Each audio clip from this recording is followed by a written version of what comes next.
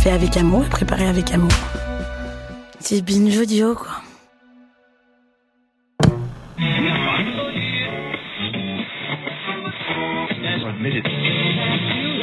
Un enfant aux yeux de lumière qui voit passer au loin les oiseaux, comme l'oiseau bleu survolant la terre, voit comme le monde est beau, beau le bateau. Nous sommes en 1977. Cette année-là, la chanteuse française Marie-Myriam remporte le concours de l'Eurovision, Giscard d'Estaing est président et un certain Emmanuel Macron vient au monde. 8 jours plus tard, c'est Benjamin qui naît en Bourgogne, d'une mère avocate et d'un père notaire. Pour que la vie s'habille de fête et que la nuit se change en jour.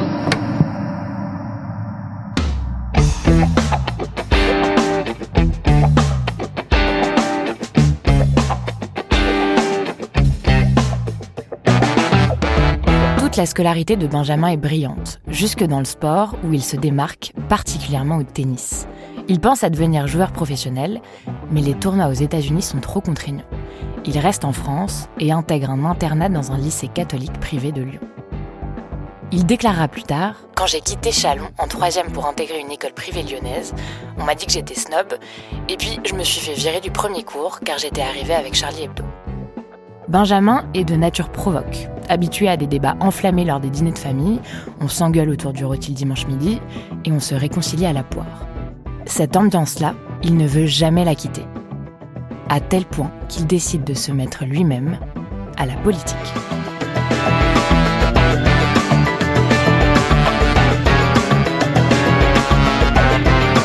Connaissez-vous l'histoire de Benjamin Griveaux ?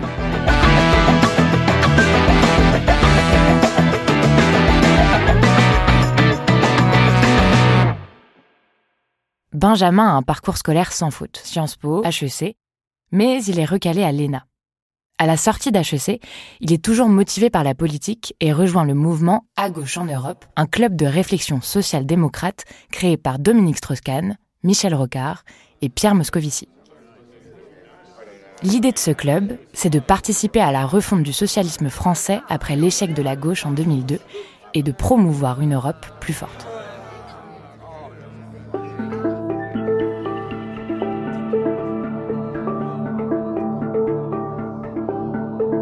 Nous sommes en 2003 et le paysage politique en France a subi quelques remous suite à la défaite au premier tour, quelques mois plus tôt, de Lionel Jospin face à Jean-Marie Le Pen lors de la présidentielle. Pour toute la gauche française, politiques, militants et électeurs, le 24 avril 2002 est un vrai traumatisme. C'est en 2003 donc que Benjamin, 25 ans, s'intègre rapidement dans ce think tank influent au milieu de ces presque déjà vieux roublards de la politique qui ont 30 ans de plus que lui.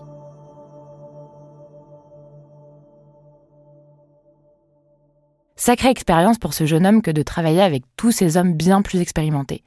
Il savoure sa chance de pouvoir vivre des moments privilégiés, comme de se retrouver avec Rocard en fin de journée, la clope au bec et whisky à la main, à échanger sur l'histoire du syndicalisme. Pour Benjamin, c'est symbolique de se retrouver là. Rocard, c'est l'idole de sa mère. Alors quelle fierté pour ses parents quand il leur téléphone pour leur raconter sa vie d'aloca parisienne.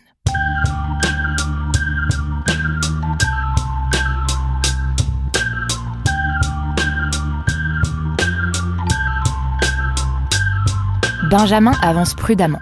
Petit à petit, il place ses pions et se rend indispensable. Il devient le protégé de DSK, Dominique Strauss-Kahn, qui lui accorde toute sa confiance. Pendant plusieurs années, il travaille dans son équipe avec en tête une échéance très précise, l'élection présidentielle de 2007. Mais c'est Ségolène Royal qui remporte la primaire du PS et DSK s'envole aux États-Unis pour devenir directeur général du Fonds monétaire international. Avant de partir, DSK dira à son poulain, droit dans les yeux, « Tu es considéré comme un technocrate qui a fait de bonnes études, mais ça ne suffit pas. Tu dois te faire élire. » C'est bien intégré. Benjamin ne perd pas de temps et s'engage localement en gardant en tête les conseils de son mentor. En 2008, à l'âge de 30 ans, il est élu conseiller municipal de Chalon-sur-Saône et vice-président de l'agglomération de Châlons. Benjamin est très bien implanté localement, Mais le 14 mai 2011... Édition spéciale sur BFM TV, bienvenue si vous nous rejoignez, édition spéciale depuis 7h ce matin pour ce qui constitue un véritable coup de tonnerre pour la classe politique française et pour la gauche. Dominique Strauss-Kahn a donc été inculpé d'agression sexuelle et de tentative de viol sur une femme de chambre de l'hôtel Sofitel de New York. Dominique Strauss-Kahn, qui apparaît depuis quelques mois comme le favori à l'élection présidentielle de 2012, est accusé d'avoir violé Nafissatou Diallo dans sa chambre d'hôtel au Sofitel à New York. Pour Benjamin, et pour toute la gauche d'ailleurs, cette nouvelle est cataclysmique. Mais en politique, on n'a pas le temps de s'apitoyer. Il est préférable de suivre celui qui s'en sort le mieux. Il rejoint donc la campagne de François Hollande, qui est élu président de la République le 6 mai 2012. Présider la République, c'est être viscéralement attaché à la laïcité. C'est écarter la stigmatisation, la division, la suspicion, les oppositions entre Français, entre ceux qui seraient là depuis toujours, ceux qui seraient là depuis moins longtemps.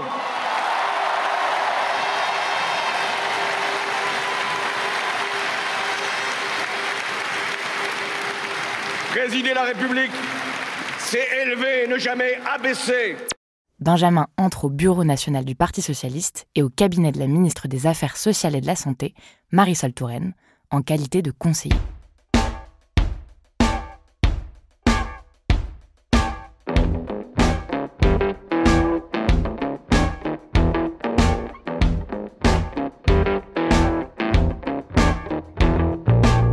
C'est lors du mandat de Hollande que Benjamin repère celui qui a 8 jours de plus que lui, mais qui semble avoir tellement plus d'expérience et de maturité politique.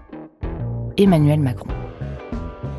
Il aurait dit d'ailleurs à son encontre « Si un jour ce type fait quelque chose, je le suis sans hésiter ». En 2014, Benjamin quitte la politique pour le privé.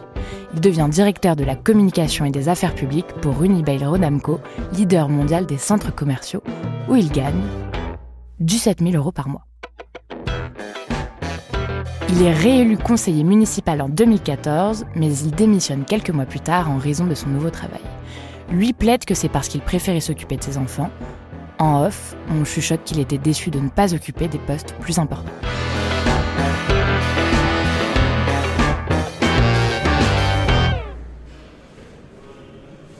Octobre 2015, Macron est ministre de l'économie à Bercy.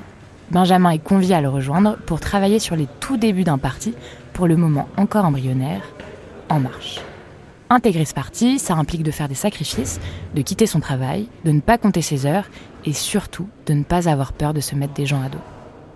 Le parti s'organise dans l'ombre et quelques mois plus tard, le 6 avril 2016, c'est officiel, En Marche est lancé. Voilà, c'est le nom de ce mouvement, En Marche. Ce sera un nouveau mouvement politique. Je ne sais pas si ça va réussir. Ce mouvement, ce ne sera pas un mouvement politique comme les autres, parce que je le veux ouvert. Et donc, il acceptera l'adhésion multiple. Vous pouvez être membre du Parti socialiste et adhérer à En Marche. Vous pouvez être membre des Républicains et adhérer à En Marche, ou membre d'un autre parti républicain. Benjamin quitte son poste dans le privé. Sa femme, avocate pénaliste, le rejoint dans l'aventure et est chargée de coordonner le groupe justice du programme. Tous les deux apparaissent régulièrement ensemble, cultivant l'image du power couple. Ils reçoivent toutes sortes de personnalités dans leur charmant appartement, situé dans le quartier Palais-Royal, dans le 1er arrondissement de Paris. Très chic. Benjamin s'investit énormément. Il accompagne Emmanuel Macron partout. Et ça paye. Il devient rapidement référent des porte-paroles du mouvement En Marche, il choisit qui passe ou non dans les médias, et en profite par la même occasion pour y apparaître lui aussi. Bref, Benjamin Griveaux se fait un nom.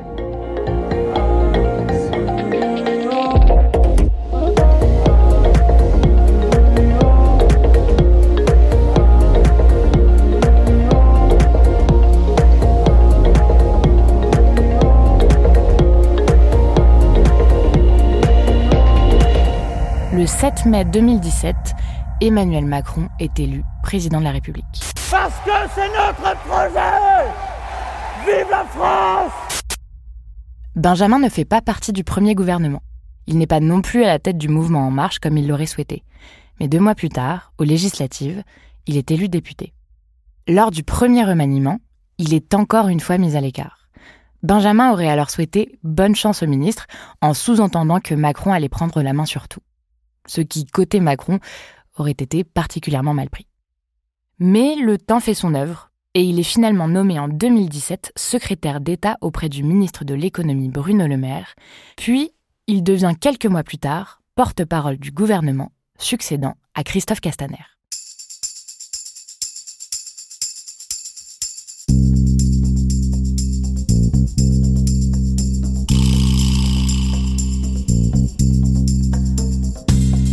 Entre les mois d'août 2017 et juillet 2018, il devient la personnalité politique la plus présente dans les matinales, où il passe 43 fois. Il réussit un autre exploit. En pleine crise des Gilets jaunes, alors que des manifestants défoncent son portail et attaquent son bureau avec un chariot élévateur, il doit s'enfuir et trouver refuge à Matignon. Une première dans l'histoire de la Ve République.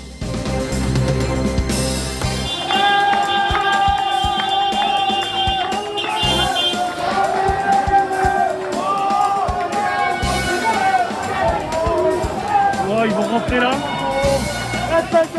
Oh les cons. Oh les cons.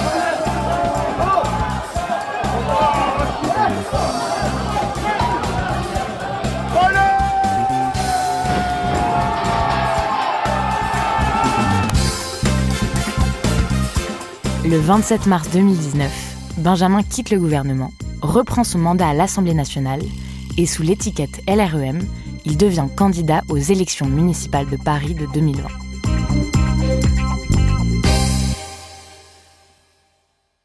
Il est le favori, d'autant plus que le contexte politique est très favorable à la majorité présidentielle. De nombreuses personnalités du parti présidentiel sont derrière lui, comme Marlène Schiappa, Richard Ferrand, Gabriel Attal et bien sûr Emmanuel Macron. Il est effectivement devenu un personnage indispensable pour le parti, un phare de la Macronie. Mais sa personnalité ne fait pas l'unanimité. On le trouve arrogant, parfois vulgaire, on dévoile dans la presse qu'il décrit ses anciens adversaires comme des abrutis, des fils de pute. On critique sa condescendance et son dédain. Est-ce que je suis cash ? Eh bien ouais. Est-ce que je ne tourne pas autour du pot ? Eh bien non. Est-ce qu'il y a des gens que j'aime bien et des gens que je n'aime pas ? Eh bien ouais. Mais comme les Parisiens au fond. Le consensus mou, ce n'est pas Paris. En septembre 2019, Cédric Villani annonce qu'il se déclare également candidat. Benjamin continue sa campagne, mais il baisse dans les sondages et se retrouve en 3e position, derrière Anne Hidalgo et Rachida Dati. Et puis, ses propositions jugées irréalistes ne prennent pas. Son projet de Central Park à la place de la gare de l'Est est largement moqué, celui de prêter 100 000 € aux Parisiens pour l'achat d'un logement aussi. Pendant toute la campagne, Benjamin essaye d'adoucir son image. Ses proches le soutiennent publiquement, répètent dans les médias que tout ça ne correspond pas à la réalité. Il organise même une séance photo pour Paris Match avec lui et son épouse, enceinte de leur 3e enfant.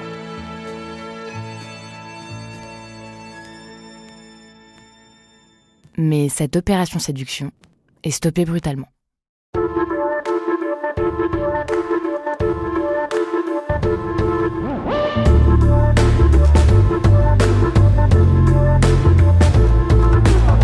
Le mercredi 12 février 2020, une vidéo de masturbation circule sur Internet, ainsi que des messages intimes envoyés à une femme via des textos, Facebook et Instagram.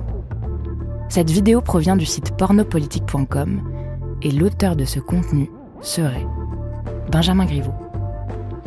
La vidéo circule sur Twitter à une vitesse folle. En quelques heures, elle est vue par des millions d'internautes. Son nom se retrouve en tête des tendances.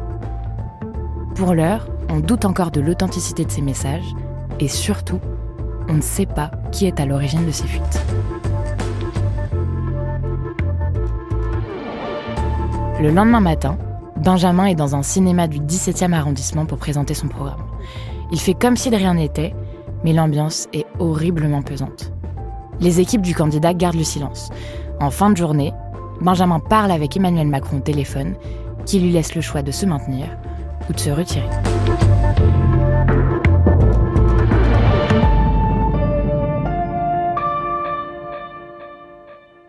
Il faut attendre 24 heures pour que l'auteur de ces publications fasse son apparition. Il s'agit de Piotr Pawlenski, un artiste russe, réfugié politique en France, connu pour ses actions provocantes et contestataires.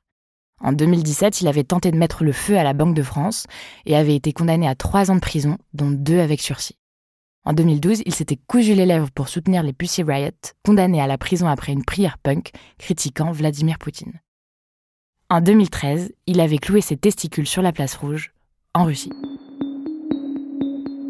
Le jeudi 13 février 2020, le lendemain donc, Piotr Pawlenski déclare au journal Libération « C'est quelqu'un qui s'appuie en permanence sur les valeurs familiales, qui dit qu'il veut être le maire des familles et cite toujours en exemple sa femme et ses enfants. Mais il fait tout le contraire. Ça ne me dérange pas que les gens aient la sexualité qu'ils veulent, mais ils doivent être honnêtes.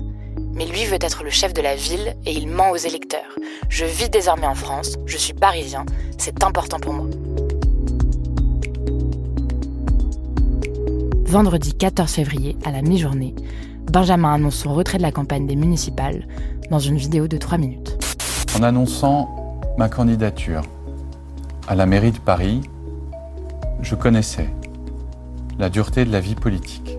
J'ai décidé de retirer ma candidature à l'élection municipale parisienne. Cette décision me coûte, mais mes priorités sont très claires. C'est d'abord ma famille. Pour Piotr, ce coup est un acte politique. L'idée est de dénoncer l'hypocrisie et le mensonge de Benjamin Griveaux, comme toutes ces personnalités qui ne cessent d'imposer leur puritanisme à la société, alors qu'ils le méprisent eux-mêmes. C'est du jamais vu. Et en France, c'est une onde de choc. Les médias décrivent un renoncement inédit, une affaire sans précédent, un tournant dans la vie politique française, un coup de tonnerre. On évoque même la série britannique Black Mirror. La classe politique apporte en quasi-totalité son soutien à Benjamin Griveaux au nom du respect de la vie privée. Anne Hidalgo appelle au respect de la vie privée des personnes, Cédric Villani tweet son soutien plein et entier dans cette épreuve, David Béliard, candidat écologiste à Paris, déclare « Le respect de la vie privée est un droit fondamental. Aucun engagement public, politique, ne doit le remettre en cause. » Les responsables du gouvernement et de son parti lui adressent aussi leur soutien. Édouard Philippe, Marlène Schiappa, Stanislas Guerini ou Sibeth Ndiaye. Et Jean-Luc Mélenchon qualifie d'odieuse la publication de ces images. Alexis Corbière, quant à lui, critique l'américanisation de la vie politique. Seule Marine Le Pen, de son côté, qualifie Griveaux d'irresponsable. Benjamin porte plainte contre Piotr Pawlenski, ainsi que la femme avec qui il a échangé des messages, Alexandra de Taddeo, dénonçant un piège organisé à son encontre. L'affaire est un coup dur pour Macron, qui avait exprimé plusieurs fois son soutien à cet allié de la première heure. Selon le Canard enchaîné, il aurait déclaré « Mais quelle connerie! Comment a-t-il pu faire ça? Il y a des choses qu'on ne peut plus faire quand on est publiquement exposé. Et certainement pas de commencer une improbable carrière de cinéaste. » Le 15 février 2020, Piotr Pawlenski et sa compagne, Alexandra de Taddeo, sont interpellés à Paris. Elle a 29 ans, est étudiante à Assas, est passionnée de culture russe, et les deux vivent une relation depuis janvier 2019.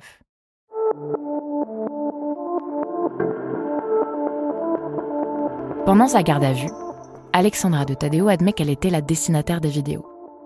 Elle nie pourtant les avoir diffusées et avance que son compagnon l'a fait sans l'informer. Mais des textes écrits par elle et postés sur le site font douter les enquêteurs. Un passage semble s'adresser directement à Benjamin. « Mon amant est ton ennemi, il veut te casser le cou, et moi, briser ta vie et la fausseté de votre image publique. » Le passé d'Alexandra semble également plus que trouble. En 2019, elle a créé l'association Mother, qui a servi à financer l'hébergement du site sur lequel ont été diffusées les vidéos de Benjamin. D'autres messages reçus par la jeune femme le jour de la diffusion de la vidéo et la félicitant pour cette belle action font croire au magistrat instructeur que cette dernière était largement au courant du projet. Le couple est mis en examen et placé sous contrôle judiciaire. Parallèlement, il faut bien remplacer la candidature de Benjamin à la mairie de Paris. Agnès Buzyn, ministre de la Santé, est choisie en catastrophe pour prendre le relais.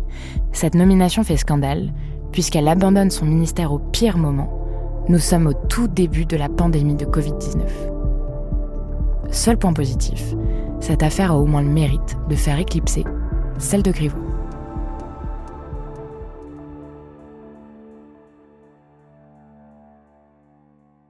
Benjamin passe le confinement en Saône-et-Loire. Il fait une pause de la vie politique de quelques mois avant de revenir sans bruit à l'Assemblée nationale, gardant le silence et déclinant les interviews. Le 12 mai 2021, Benjamin Griveaux annonce qu'il arrête la politique dans un message sur les réseaux sociaux. Le procès intenté au couple n'a à ce jour pas encore eu lieu.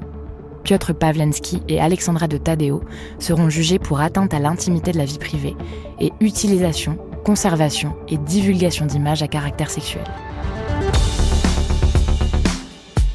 Aujourd'hui, Benjamin Griveaux se fait discret.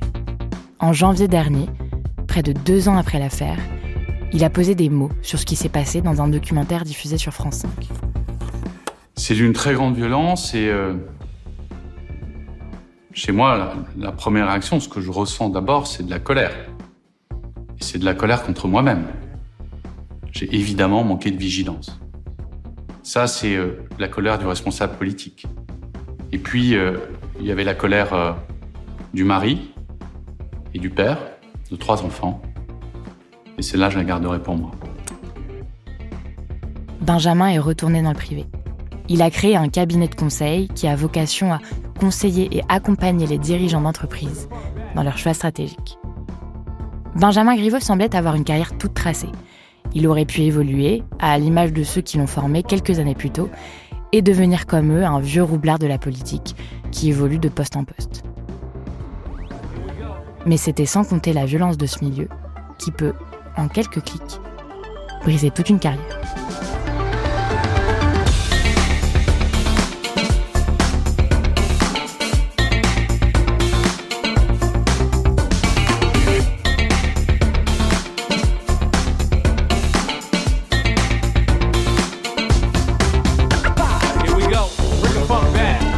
Héros de cette histoire, Benjamin Griveaux. Autrice et narratrice, Juliette Livartowski. Réalisatrice, Elisa Grenet. Productrice, Charlotte Bex. Recherchiste, Cyrine Azouaoui.